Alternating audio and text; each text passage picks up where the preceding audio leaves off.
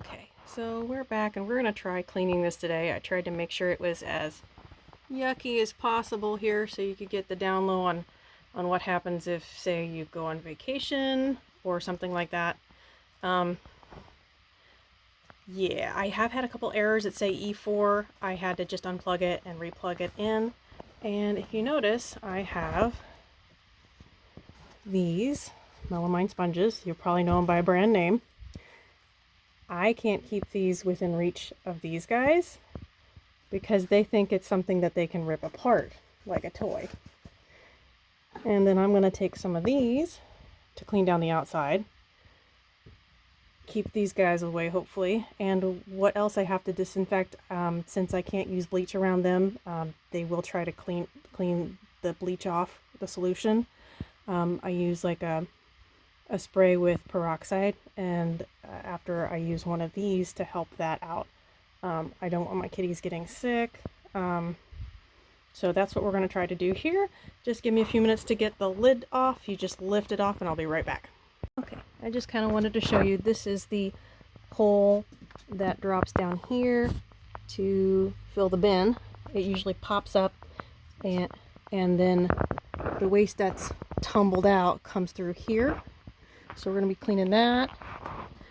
We're going to take the dome off, which is pretty easy, and we're going to clean under that. And then I'm going to empty the litter, and I'm going to try to take off the mat and clean that, because I made sure it was, I inherited a 20-plus-year-old Maine Coon mix.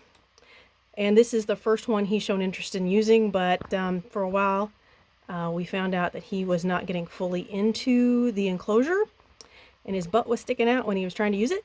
So we turned him around and got him to figure that out. And I want to see a high urinator like him, what happens to the mat. So be back in a few. Real quick, I want to show you a couple neat things. You can just lift this up. It might make a little weird sound. And then you can clean in here. And it's a little difficult to get the litter out of the corners here where it's the piece is inserted, but we'll work on that. And after you're done with that, now I'm not cleaning it fully, I'll do that after I hang up the video here. There's a button here. Just push that, tilt it back, and it's going. And then you can just lift this thing off. Sorry.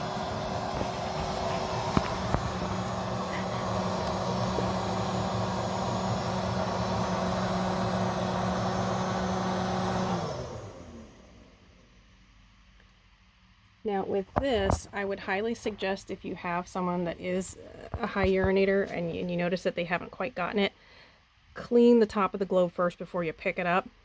It's gonna be really yucky otherwise, okay? Be right back. Okay, so as I suspected, before I clean all the rest of this off, I'm gonna have a bit of a time of cleaning this. It looks like some of it will, if it's happens to hit the outside of the drum, it will fall under here. So that's one of the first things to check and clean, and then you'll have to clean the drum on the outside. Rolly, don't touch that, you can't help. Okay guys, so I have taken the box out. You just lift it up and you can get all the crud under here, and it'll give you a better seat. I'm gonna have to get a little brush in here and clean that. That would probably be something that you'll want to get, like a disposable toothbrush or something, just for cleaning the cat box or something. And I'll be back here in a minute, because this does clean up pretty good. So I'll be right back. Okay, as you can see, there was some stuff that made it onto the outside of the barrel. And when you look in here, you can see that there are places where it wasn't quite solidified yet. When it changed, it emptied the litter. So I'm I'm going to be cleaning that. You can move this little door up and down. It's a little hard to move. But I'm going to be taking this off. You can take this part off here and cleaning it, and then taking this out and seeing what's under there, the mat, and letting you know. I'll be back in a bit. Okay, I got most of the bigger stuff out up on the upper part of the drum, so now I'm going to work on taking... Oh, that came out easy.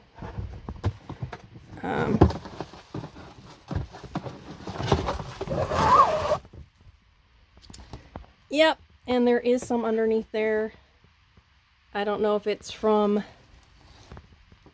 the holes here when it was turning, or it actually went under the lip. As you can see here,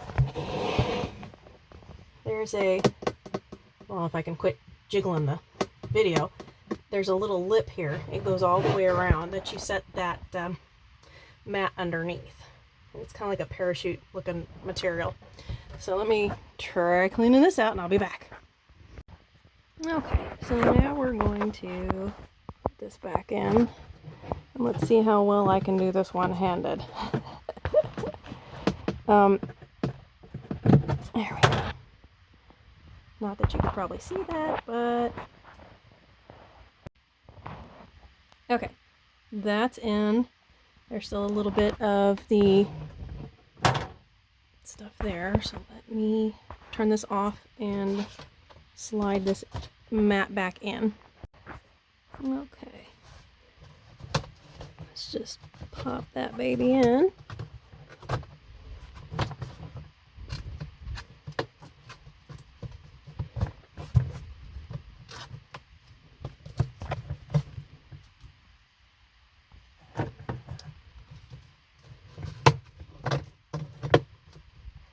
And there's a lip down here that you're going to have to get under, and I'm going to have to clean that again. Ugh, yuck. Okay. But it does pop in pretty easily, both of them. So, yay. This got cleaned and got redone. Well, I better not touch anything. I'll burb. Okay, I'm back. I've got it all together. They've already used it, as you can tell. It stops sometimes. Just on its own and says that there's a cat nearby. The sensors can be a little overprotective sometimes, which is a good thing. After about 3 times, I went over here and just held this button down and it went into cleaning mode after that. And the cats have learned, that's my charcoal there, quit, leave your sister alone. That they can go around towards the back of it and not hit the sensors. So if you see in the peripheral the cat's doing that, that's what's going on. Now, here's the bag after it's been heat sealed on both sides. This is what I lift out of my drawer every day to every other day, just on this one. So I ordered on the 25th of January some more of the liners, and I am still waiting to hear about the shipment on those. I know that right now that there's a lot of the celebrations and stuff like that that have still been going on, so I'm trying to be a little bit patient, but I'm afraid that, you know, with this much I'm going through every day, that I'm not going to have anything to fill it pretty soon. And I won't be able to auto pack, but I might be able to use just a regular trash bag, and I might try to see if I can do that later. I did also want to say, when I was cleaning that little hexagon piece or whatever shell shape, I'm not sure what that is back there, I'm old, I have a Dollar General dish brush that I got for $1, and I use that to clean it after I've made sure I've knocked off everything that was crusty on there and all that. Because I don't want to ruin my pipes with the clumping cat litter. That and some power wash from Dawn, or just some straight Dawn, and those melamine sponges really work wonders on cleaning this. So I've been really pleased with how easy it was to put back together if I learned how to do it right. and it was easy to take apart. It's almost as easy as my Cho box, which the Cho box just has a couple levers on either side, and you pull the levers out and then lift it up, and then you can lift the drum out and clean it similarly. The only thing I didn't like was it's hard to get up in this area here where it funnels into the waste bin. I can't imagine a guy, you know, especially like a burly guy with some strong arms or somebody that might have a little bit more meat on him, being able to get back there. I was able to, with that screen back there and with this, pretty much do this one-handed. So I think people with mobility issues might be okay. The exception would be with maybe lifting the weight of it. That might be an issue with people that have mobility issues. Other than that, that's all I can think of right now. I am using the off-brand or the Target brand clumping litter. It's more sandy than the Tidy Cats that I was using, but the Tidy Cats just wasn't clumping as much for me anymore, and I was having problems with that. Additionally, I have also, oh, I just remembered that. That 20-year-old Maine Coon mix, they are susceptible to renal failure, you know, kidney problems, and stuff like that. So we found out his breath started smelling like bleach sometimes. So basically, they think he's in stage 2 of the 4 stages.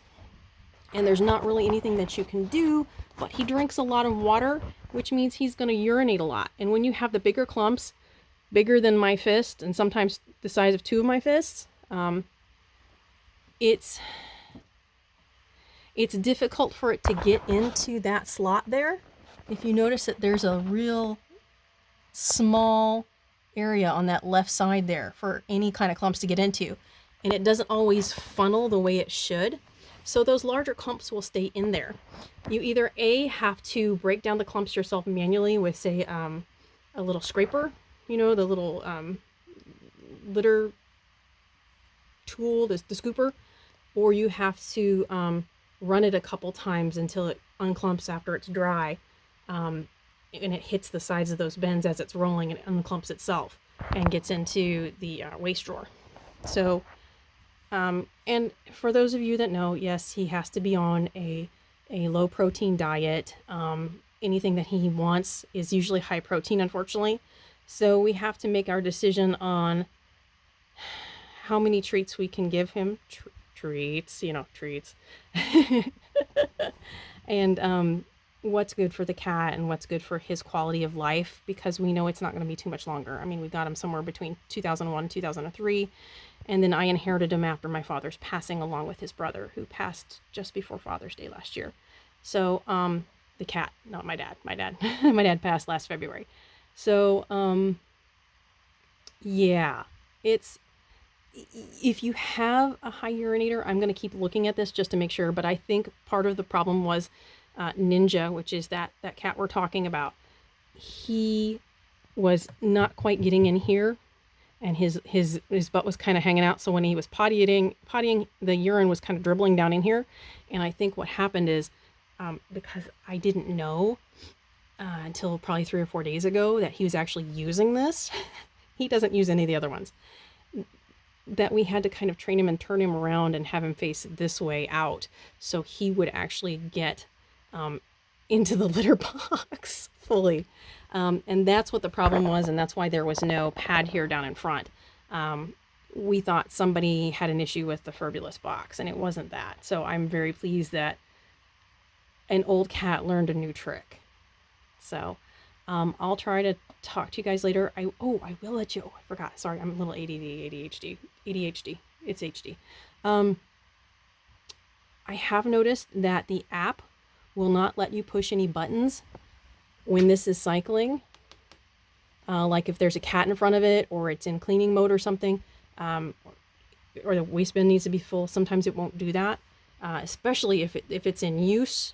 And especially if it's in, if there's a cat, that the sensors notice that there's a cat in the front. So I think that's also a good feature. So it prevents you from possibly turning on a feature and overriding it, it won't let you do that, and it won't override. So that's nice. Yeah, it's a learning curve because I got fed up with apps. I have to remember 126 different passwords just for one of my jobs, and you can imagine how great that is. I've become anti-app, anti-everything after that. I want a dumb, smart, litter box that does it without me having to put an app in or anything. But yeah, I'm going to see what else I can find out about possibly using regular bags on this, because it looks like it might do an 8-gallon bag or something like that from the size of the drawer, from the looks of it. I haven't measured it.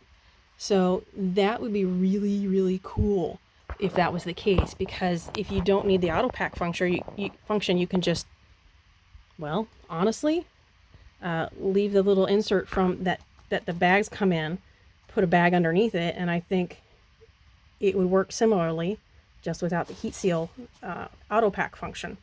So I'm going to try to figure out if that is and what's going on with that, and if we can do that, and if I can find out, I'll let you guys know. So yay, first cleaning. So sorry, I did try to get it as manky as possible before I cleaned it to show you how well it cleans up after being really, really gross. So yeah, thanks again for watching, guys, and hope this helps y'all.